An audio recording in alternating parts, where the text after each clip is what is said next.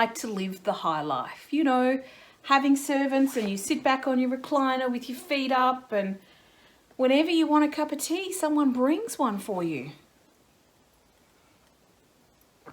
If I want my back scratched, all I've got to do is ring my little bell and my servants, they come running. And what about changing the channel on the TV? I won't be needing this. I can just sit back and give the commands. I could yell out the words up or down and someone else would do it for me. Ah, talk about luxury. That would be fantastic. I'm going to have to give it a go with my family. See if I can get them to do it. Oh, that does sound good. But what if you actually were the servant? Oh, that sounds like being a slave. It doesn't sound fun at all. It means you'll always be on call, always listening out for instructions. And just when you got comfy, that little bell would go again and you'd have to be up serving.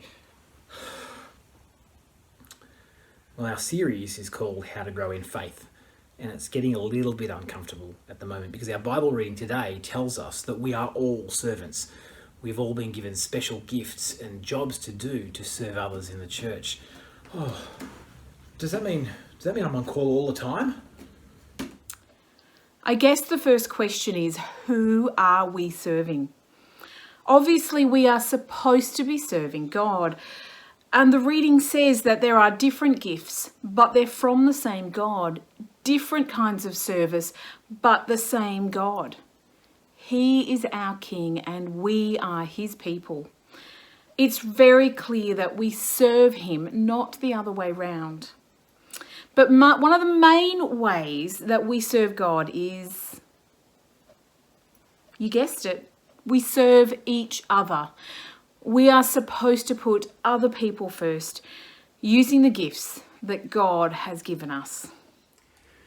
This might not mean just changing the channel for people whenever they want it, but it does mean looking out for people and using the gifts that God has given us to serve them. It might mean going and seeing people we don't normally get a chance to see. Maybe when we don't even feel like it, or maybe when our favourite show is on TV.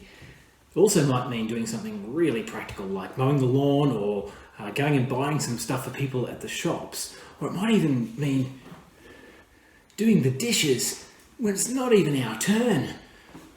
There are a lot of people in the world. This sounds really time consuming. We're going to get really exhausted. It sounds exhausting. Being a follower of Jesus means we might never get a minute to ourselves.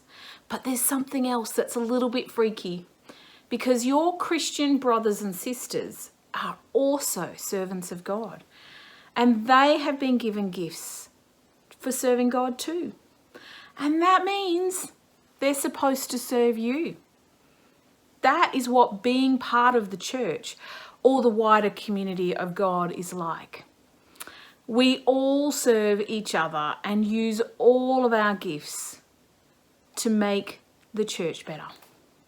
So no one is really just sitting back and bossing everybody around. And if they are, they probably need to be looking at our Kids Talk on Accountability. We did that a couple of weeks ago. But it does mean we need to be willing to use our gifts to serve God and to serve other people. And that we should be on the lookout for ways that we can do that with people who really need us. In the meantime, I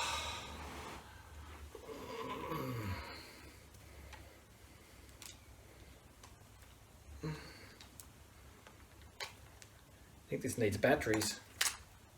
Oh, it does.